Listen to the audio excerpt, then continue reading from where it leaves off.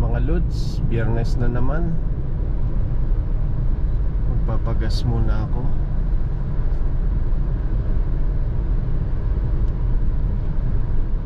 Tahimik ang kalsada.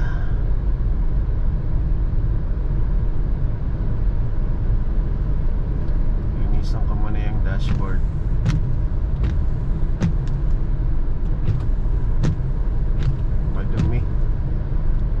Madumi ang dashboard.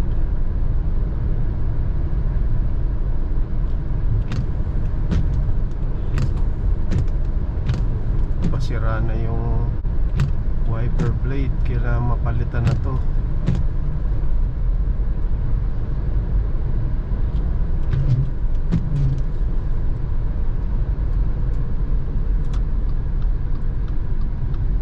Dumumi tuloy yung windshield.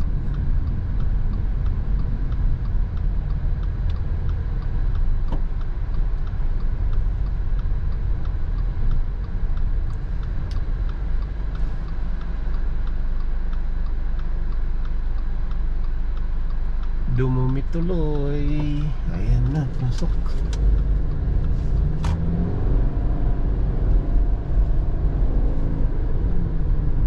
Kailangan makabili ako ng windshield wiper para mapalitan ko to, lalo tuloy dumumi nung nilinis ko yung windshield.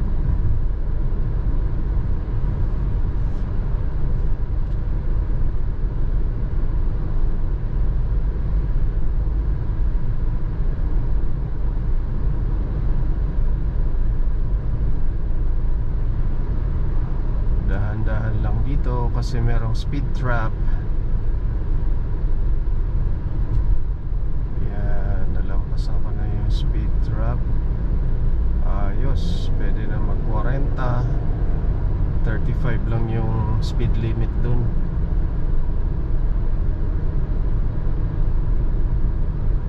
Ang sarap ng buhay talaga pag biyernes. Makakatulog ng mahaba bukas, Sabado. Yan, ganda ng bundok. Yan, kitang kita.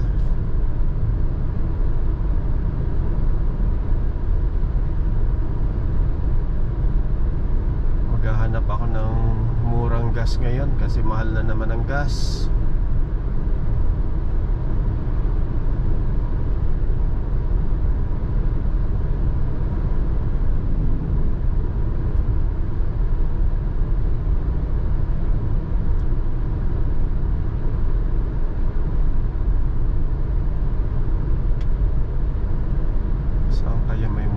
Ngayon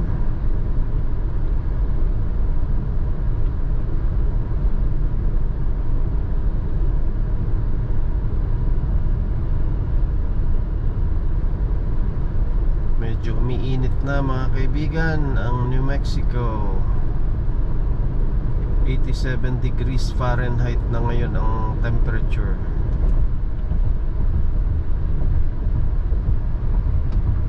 Malapit na mag-summer.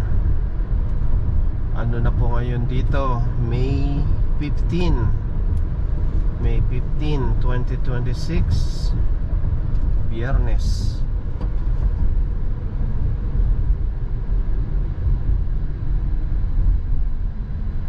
Overtake na overtake tong kotse na to, na abutan ko din sa stoplight.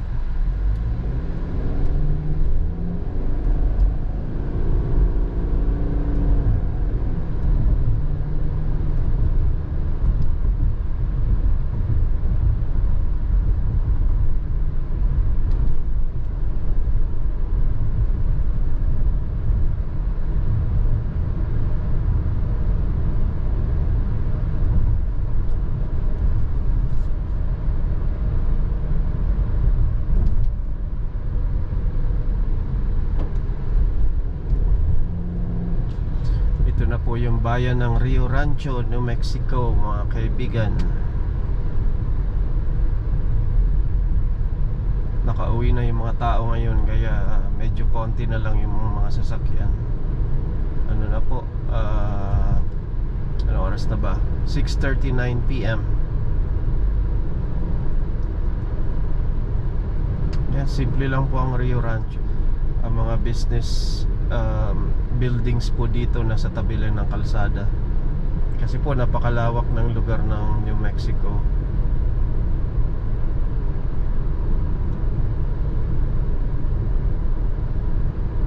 Doon na lang ako magpapagas sa isang gas station na mura. Oops.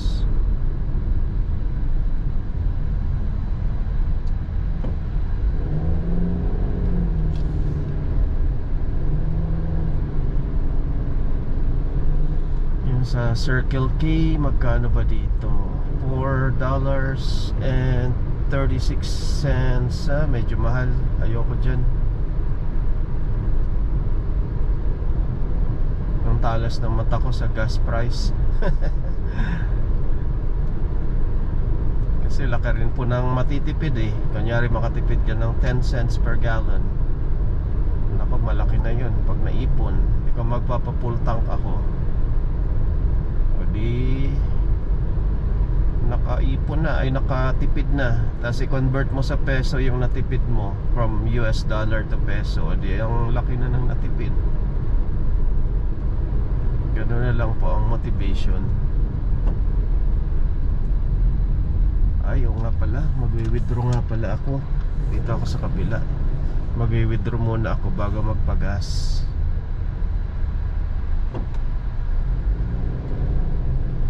Punta ako sa Bank of America. Dito nga pala sa left lane yun.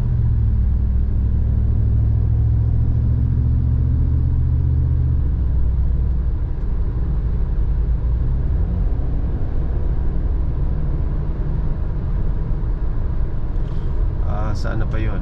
Ayun, ito na pala yung Bank of America. Kakaliwa ako dito, kaso maraming sasakyan na papunta sa west.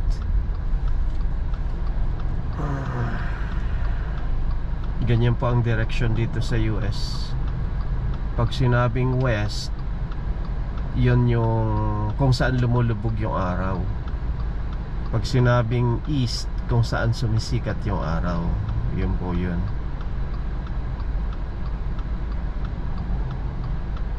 Yan, nagbiblink po ng yellow yung ano, yung stoplight. Ibig pong sabihin yan, pag walang dumadaan, pwede kang tsumempo na kumaliwa. Yan, sana maabutan ko dito. Yan, tsetsempo ako mga kaibigan. Ganyan lang po dito ang diskarte. Tapos kakanan ako dito sa bangko. Yan. Kailangan ko ng konting cash.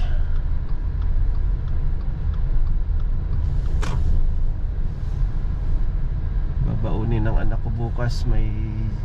Meron silang junior and seniors prom.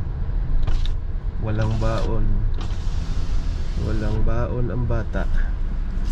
Teka lang po ganyan pa ang pag-withdraw dito. Drive-thru na withdraw.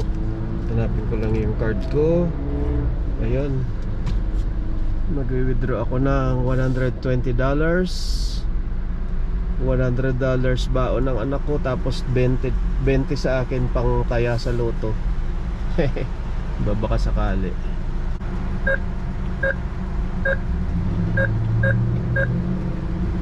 Tigte $10. Ayan, cash na. $20 naman next. Mga kaibigan, $20 sa tatay. Yan sa anak ko, baon.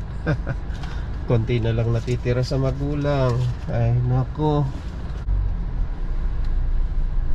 Papagas na po ako.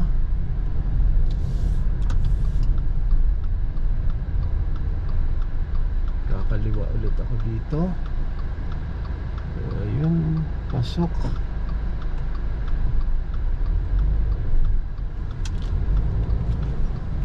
Magpapagas.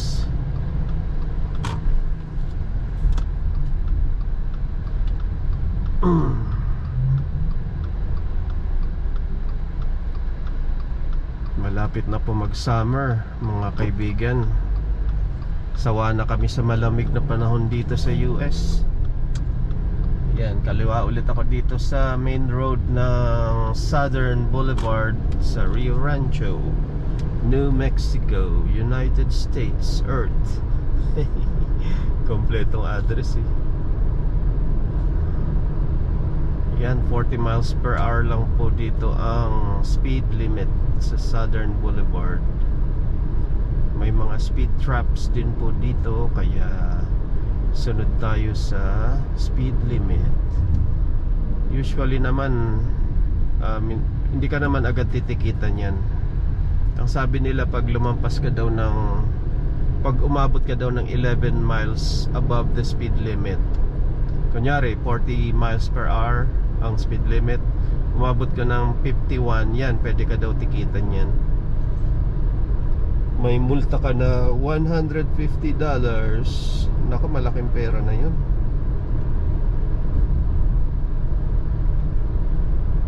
Papagas muna tayo. Dali, para hindi abutan ng red. Yan. Uy, $4.04 lang dito. Laki na matitipid ko. Doon sa isa, $4.36. Tingnan nyo mga kaibigan, no? Makita nyo, $4.04 ang unleaded. Ayos. Jackpot. Dito ako magpapagas sa kabila. Yun, pasok.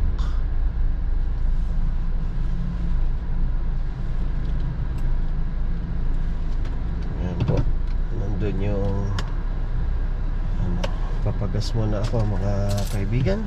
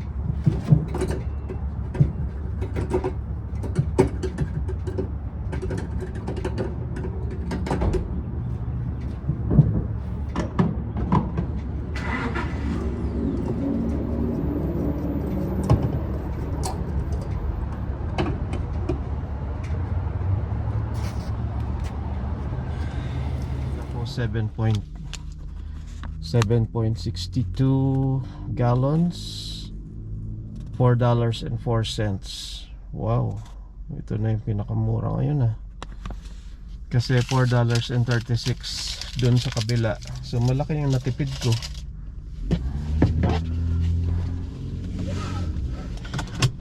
Okay, ito na yung makina. Yes.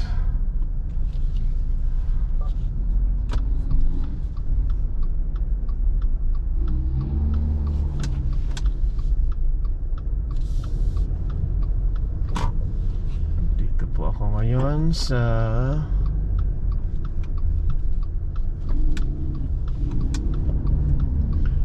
likod ng gas station, kasi may tagusan ditong kalsada dun sa Highway 528. Yan, iikot lang po ako para makauwi na.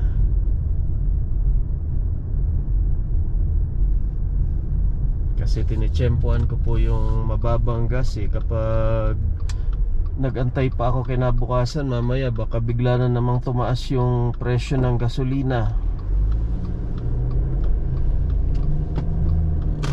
Ayos. Ito yung Highway 528, Pat de Arco Highway. Malaking highway din po ito, pero ang speed limit po dito 45 miles per hour. Tapos ang kadugtong niya po yung Coors Bypass.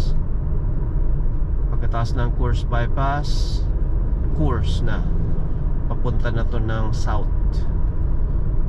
From north to south, itong kalsada na to, nagko-connecta siya sa west side sa Rio Rancho, going to the west side of Albuquerque down to the south side. So ito pong Coors Boulevard, isa rin po to sa mga sikat na kalsada dito. Overtikan ko na nga to. Itutur ko kayo ng konti mga kaibigan. Imbes na kumanan ako dyan, dito na lang kasi para makita nyo rin yung ibang kalsada dito sa Rio Rancho, New Mexico.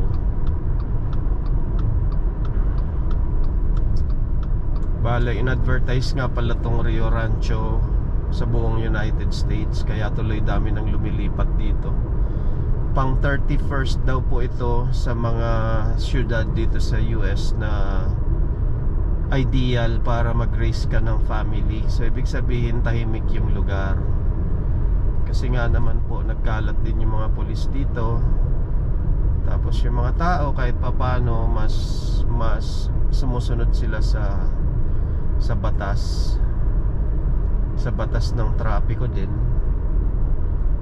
Kaya mas tahimik po dito kaysa sa Albuquerque ayon sa statistics. Ito po, papuntang south na to ng Pat de Arco. Pero hindi po tayo pupunta ng south. Dito lang tayo sa bandang Rio Rancho. Ito namang kakanan na ako dito. Yan, kasi uuwi na po ulit ako. Yan, nagpagas lang ako sa murang gas station, which is $4.04 sa Murphy's gas station. Ito naman po yung West Side Avenue. Yan. Dito sa bukana ng kalsada na to, 35 miles per hour yung speed limit. Yan. Tapos sa dulo, magiging 45 miles per hour na po to. Dito ako usually dumadaan pa uwi kasi mas dito, less ang traffic dito sa West Side Avenue kumpara dun sa kabilang kalsada dun sa Unser. Hindi ako kadalasan dumadaan dun kasi matraffic po dun. Papakita ko sa inyo mamaya yung Unser Boulevard. Nakakonekta po to, yung west side ay ito po yung connecting road ng Highway 528 or Pat de Arco, Unser Boulevard, yung malalaking kalsada na yan. Itong West Side Boulevard na dinadaanan ko ngayon, ito yung nagkokonekta sa dalawa. Ngayon, sana wag ako abutan ng dilaw. Green pa rin ang ilaw.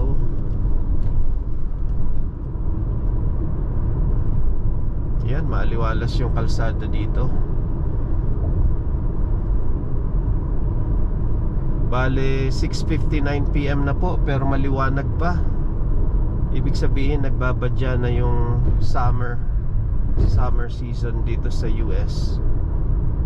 Nakaharap po tayo sa south, kung saan lumulubog yung araw. Kung napapansin nyo, medyo mataas pa ng konti yung araw dun sa dulo. So hindi pa siya lubusang lumulubog.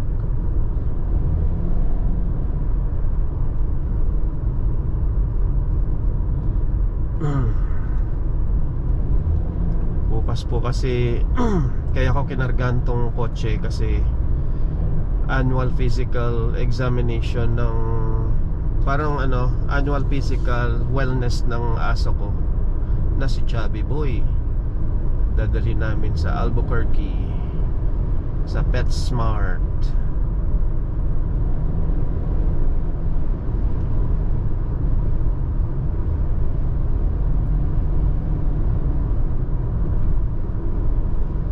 Yan, 45 miles per hour na po yung speed limit dito ngayon.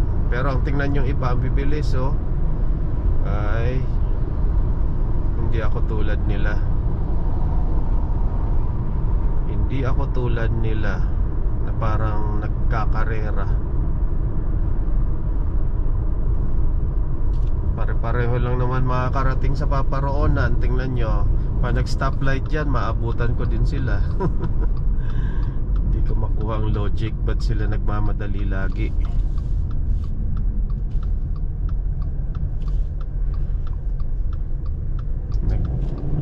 nagkakarera tapos pag may stoplight maabutan mo din.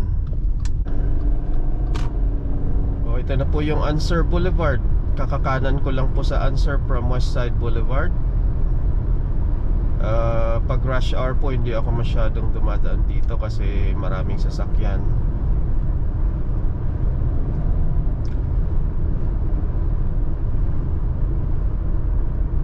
Ayun, nagpula na.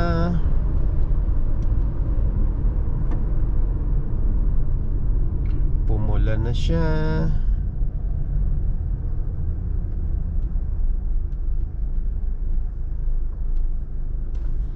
Ang ganda naman ng kotse na to, oh. Mustang, yung nasa unahan ko. Ford Mustang.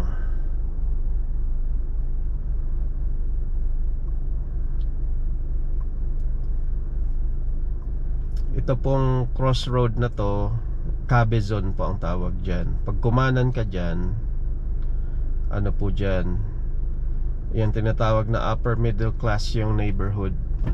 Magaganda yung bahay. May gated subdivision din po dyan sa Cabezon. Doon lang kami sa middle class neighborhood kasi ano lang naman kami, middle class lang.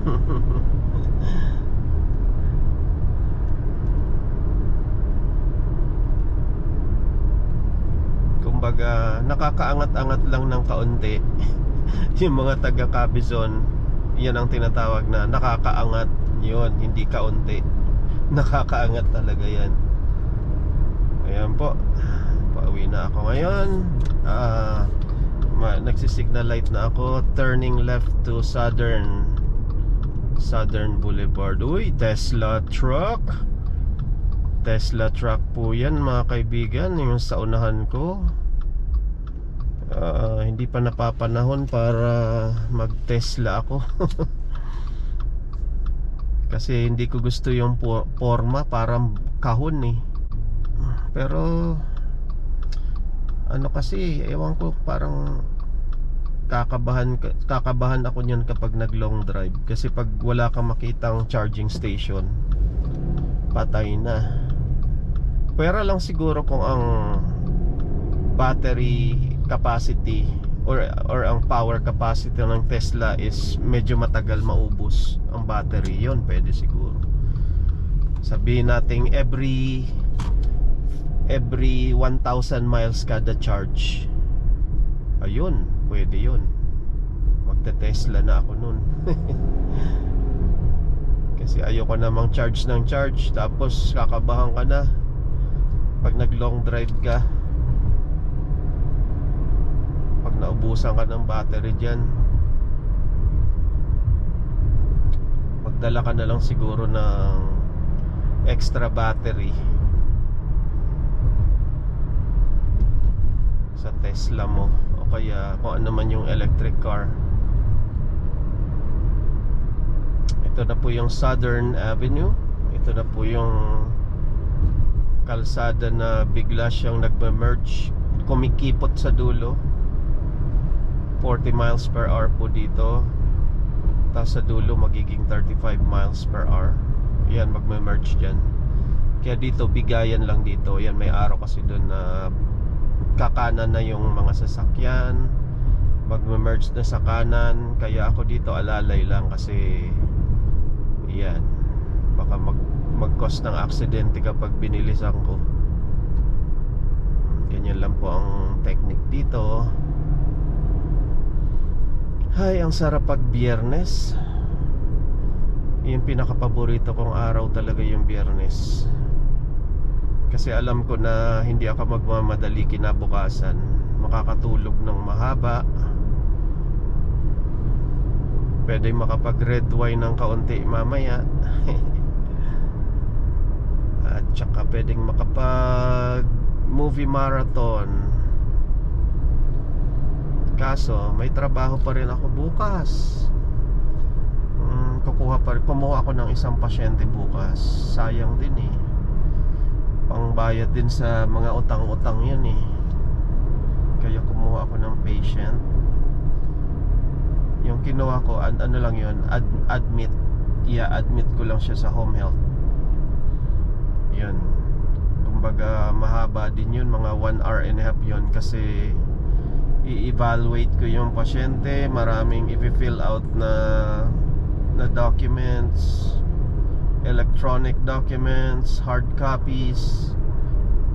Yan, para i-cover siya ng health insurance niya. Kasi ang kalakaran po dito sa US, health insurance ang nagbabayad sa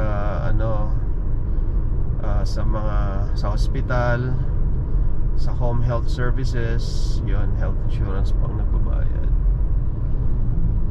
Yan, may kaya dito may speed trap, kaya medyo binagalan ko. 35 miles per hour. Yan, paglampas ng speed trap, nagpo-40 na ulit ako. Makikita nyo, medyo mataas pa yung araw ngayon. Kaya maliwanag pa yung alas 7:07 na po dito ng gabi. Pero tingnan nyo naman, nag-signal light na ako sa kanan. Kakanan na po ako dito. Yan, kasi ito na po yung kalsada pa uwi sa amin, sa Rainbow. Yan, ito po yung Rainbow Boulevard. Papunta naman to ng north. Ayan. Kung meron kayong compass, yan, sa north ang direksyon nitong pinupuntahan namin na to. At pauwi na ako. Magre-relax naman po ngayong gabi. At puro trabaho na lang.